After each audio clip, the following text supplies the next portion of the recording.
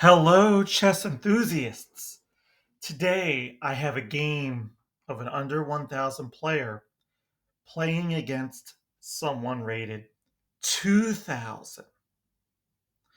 Now, here's something I want you to think about. If you're ever in a position where you're playing somebody 1,000 rated points or more higher than you do have a few advantages. First and foremost, after looking at this game, your opponent will not play precise moves. They will play the rating. They won't play the best move possible. They will try to set up little traps against you, thinking that because they are 1,000 points higher rated, they obviously will win the game. Also, your opponent might not take as much time on the clock as you because they realize they are 1,000 points higher rated.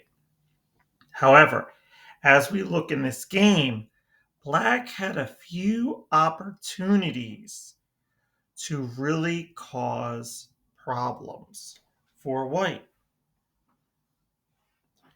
Let's look at the game.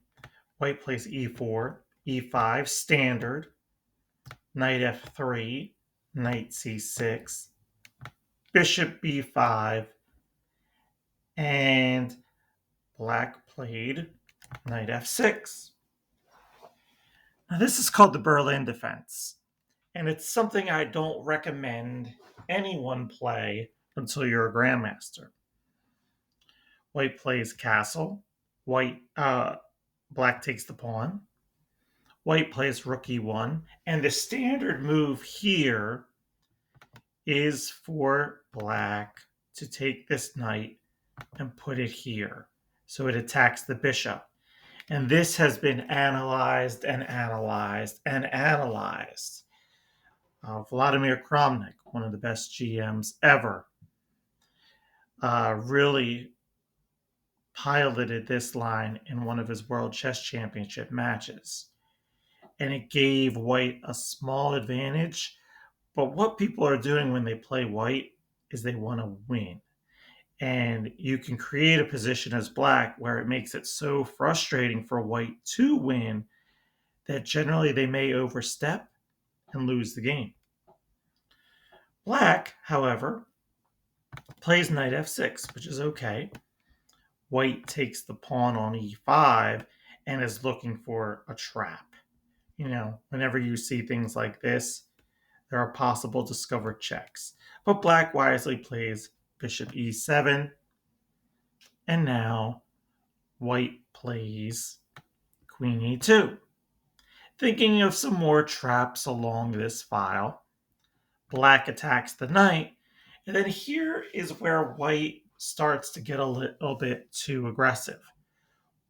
A 2,000 rated player plays bishop c4, looking to attack your f pawn, but that allows Black to play a move which prevents that and creates possibilities for development. Black plays d5. Now the bishop is forced to move again, and the bishop will go back to b3. Then Black plays a really sneaky move, knight d4. You're creating a lot of pressure here on the c2 square on the b3 bishop, and Black plays queen e3. Now here's where it gets tricky. Whenever you're playing a position, you don't necessarily want to take an opponent's piece just because you can take an opponent's piece. My recommendation for Black would be to secure the knight with c5.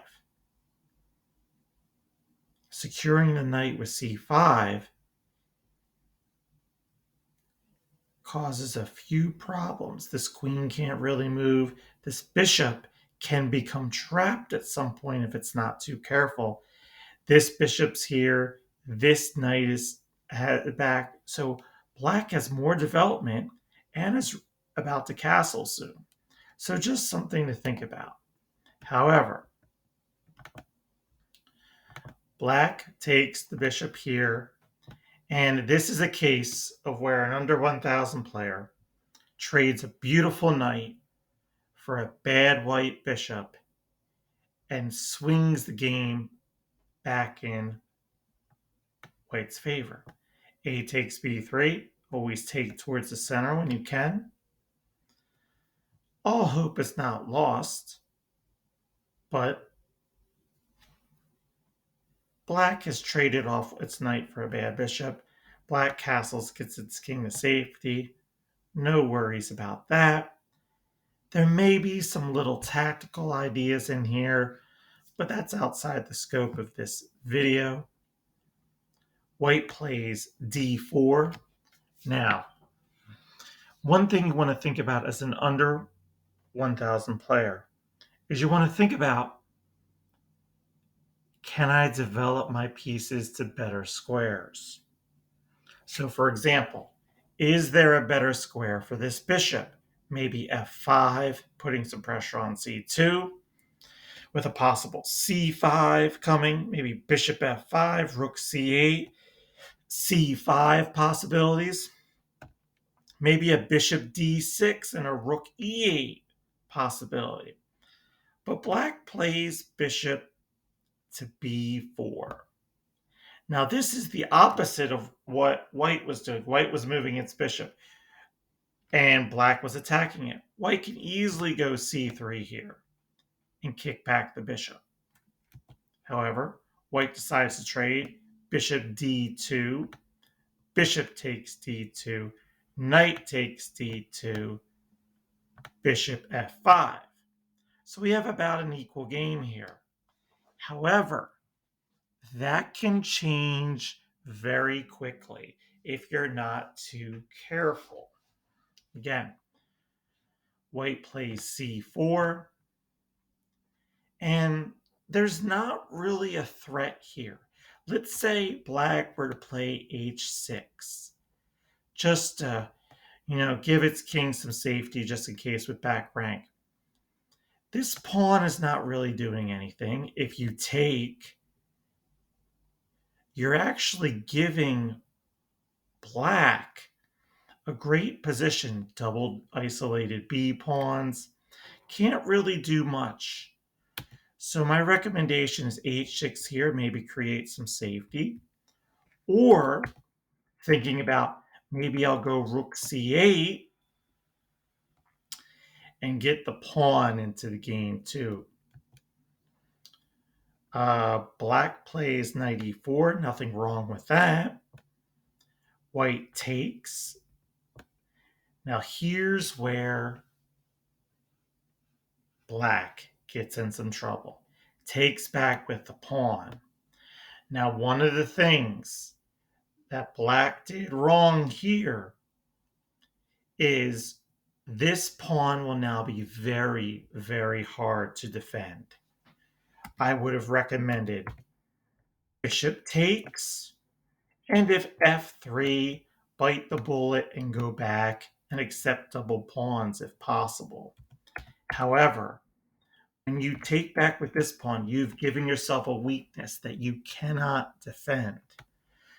Now, white wisely goes queen f4, g6, protecting the bishop. I think at this point, you just have to give up the pawn. You have to move the bishop back and accept. Knight takes, f takes, and then the pawn. And you're down a pawn, but you have pressure. Rook e8. Just some things to think about. But when you play g6, it allows for something like g4.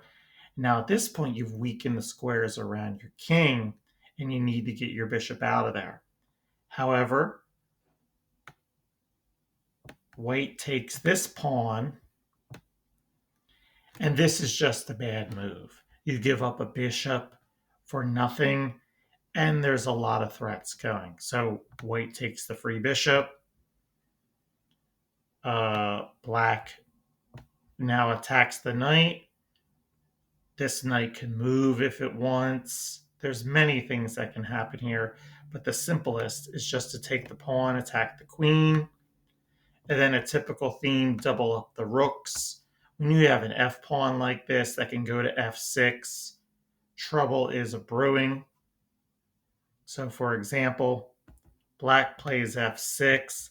Now this pawn is weak, and there's a lot of tactical motifs here.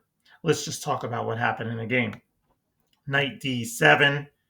You have to take.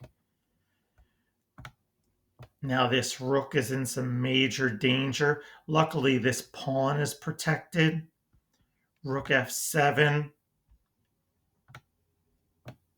And now you're just in a lot of trouble. And you have to be careful. There's a tactic here.